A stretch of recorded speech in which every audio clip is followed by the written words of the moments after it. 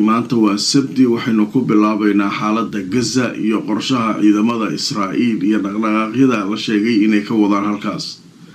Inkastoo ciidanka Israa'iil la leeyahay dhaqdhaqaaqyo ayuu ka bilaabay hareeraha Gaza, haddana waxaa la sheegay kulankii ay isugu yimaadeen saraakiisha ugu sarreysa ciidanka inay sheegeen inaanay la dhacsanayn oo aanay raalli ka ahayn qorshaha dowladdu ay soo saartay ee in lagu qabsanayo gabi ahaanba Gaza. haddaba arikan ayaa dad badan waxay ka keeneen falcelin. ciidanku marka maxaa la gudboonaa leh.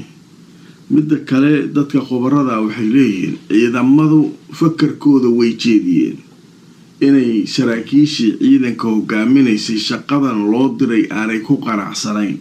ma ku qanacsanin shaqo guuleysanaysana ma ahana yiraahdeen. laakiin waxay ku qasban yihiin la leeyahay saraakiisha ciidanka awaamirta dowladda inay fuliyaan meesha la tagto. marka waa laba isa saaran mawjida. nimanka shaqada loo dirayo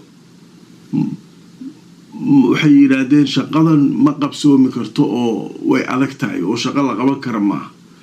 midda kale culaysaa saaran saraakiisha maca abaanduulaha ciidanka inay fuliyaan oo ay isku dayaan meeshay la tagtaba amarka dowladda ka soo baxay. sababtoo amarka xukuumadda ka yimid ma khilaafi karaan. meesha dee nidaam iyo dastuur iyo howlaha meesha yaalla. qofka fakarkiisa iyo sida ay la tahay iyo soo jeedintooda way keeni karaan, laakiin amarka ugu dambeeya xukuumadda iskale. marka halkaas waa isla fahamnaa u malaynaa. marka waxaan leeyahay marka dhaqdhaqaaqa ayay ciidanku waxay ka bilaabeen Gaza hareeraheeda. baltaangiyadii meesha yaala keen kan xagga yaala keen wixii isku habee guuto hebel halkaas soo geli guuto hebel. macnaha shaqadii in la qabto Gaza ahayd ciidankii way bilaabeen, inkastoo madaxdii ciidanka ay sheegeen inaan lagu guuleysanayn. taasaa ciidanka haddana niyad jab ku sii ah. waaye marka aan idin tuso wararkii ugu dambeeyay sheekada laga qoray. telefishinka Al Jazeera wuxuu leeyahay madaxda amniga ugu sarreysa Israa'iil ayaa mucaaraday qorshaha qabsashada Gaza, waxayna ka digeen arrinkaas digniin ka soo saareen. waxay yiraahdeen waxaan wax shaqeynaa ma ahan ma laga joogo, laakiin dowladdu hadday amartay anagu waa galaynaa. laakiin natiijaha dhow mana la weydiin karo waa macnaha maxaa loogu guuleysan waayay iyo aawo iyo ma waxay yiraahdeen anaga hadda sheekada khasaaro badan ka imaanay. dad badan oo rayda oo ku dhimanayaan, maxaabiista way ku tagaysaa, dad badan meesha ku baxay, askar fara badan ku dhiman doonta, khasaaro weyn dhici doona. laakiin waxay khasaaraha waxa mas'uul ka noqonaysa dowladda, sababtoo ah iyagu way sheegeen nimankii shaqada qabanayay farsamo yaqaanada waa ciidankii. waxay yiraahdeen anagu hawsha waa nagu adag tahay, qabta haddii la yiraahdo ciddii amarka bixisay aan la weydiinayeen. dhanka kale midowga Yurub ayaa saakay isaguna warbixin soo saaray uu leeyahay haddaanay ka laaban xukuumadda Israa'iil qorshaha Gaza waa ku qabsanaynaa ay leeyihiin, waxaynu kala laabanaynaa wada shaqayntii buuxda ee kala dhaxaysay midowga Yurub alle. marka sheekada iyaduna halkaas maraysaa. xaaladii ugu dambeysay marka waa halkaas. dhanka kale shalay waxaan idin sheegay in la qorsheeyay maanta in la qabto kulan golaha ammaanka isugu imaanayo, sida ninkii safiirka Falastiin aan halkan ka soo gudbiyay hadalkiisa wixii uu ku sheegay. waxaa la yaab leh marka waxaa leeyahay kulankaas dowladihii 14 ka mid ah way ogolaadeen oo Soomaaliya ay ku jirto. waxay yiraahdeen waa la qabanayaa sabtidaas ugu imaanaynaa, laakiin Mareykanka diiday. Mareykanka wuxuu ilaa hadda nooga dhigay. marka waa idin sheegay inta Mareykan joogo golaha ammaanka Israa'iil meesha waxba looga maqaadi karo. kulankan ujeedadiisu waxay ahayd in Israa'iil laga joojiyo leeyahay ka joog qabsashada Gaza iyo waxa kan awood.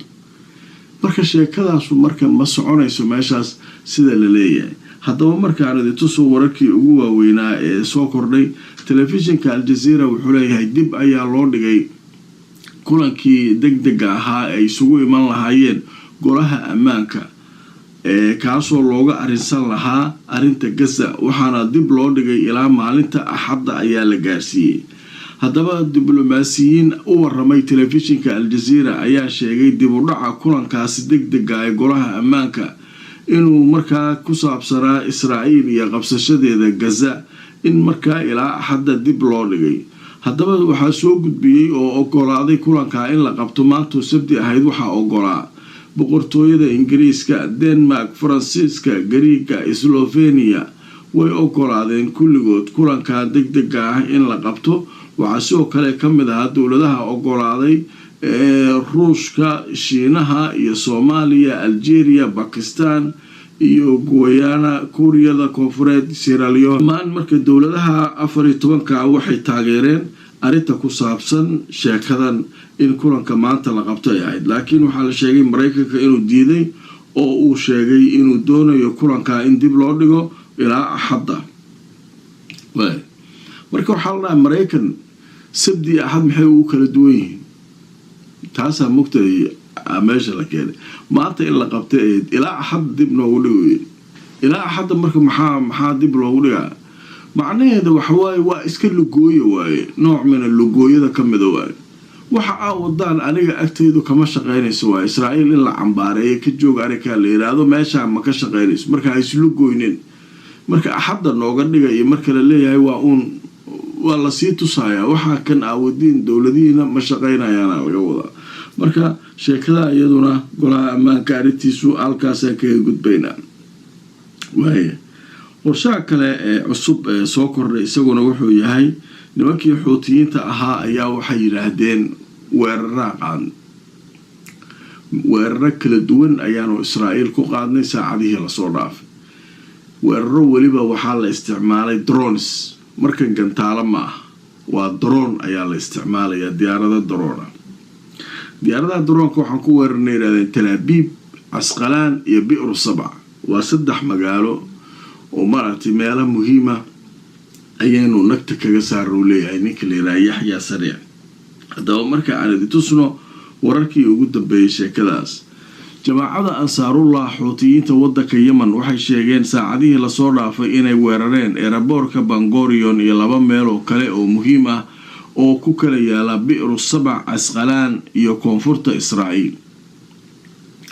marka Bi'r Sabca iyo Casqalaan koonfurta Israa'iil nagtaa laga saaray. eeraboorka Ben Gurion oo Tel Aviv banaankeeda ku yaala isaguna waa la garaacay. 3 diyaaradoodaan isticmaalnuu leeyahay oo nooca duuliya la-aanta ama droniska ah ayaanu ku weerarnay halkaas. marka tafaasiil kale oo dhanka ciidanka lagama hayo, laakiin waxaa xusuusataan barnaamijyadeedii shalay aan soo gudbiyay in xuutigu diyaarad dhanka bariga ka timid ay lahaayeen Israa'iiliyiinta waa soo ridnay lahaayeen. waxaan idin yiri warkaas waa laga daba iman doonaa, nimankan waa soo hadli doonaan xuutiyiinta. marka xuutiyiinta saakay waxay faahfaahiyeen marka weerarkaas waxay yidhahdeen 3 diyaarad waaye, midna Bi'r Sabca, Casqalaan iyo waxay ku kala dhaceen Tel Aviv eeraboorka Ben Gurion. marka warbixinadaas iyaguna halkaasaan kaga gudbaynaa.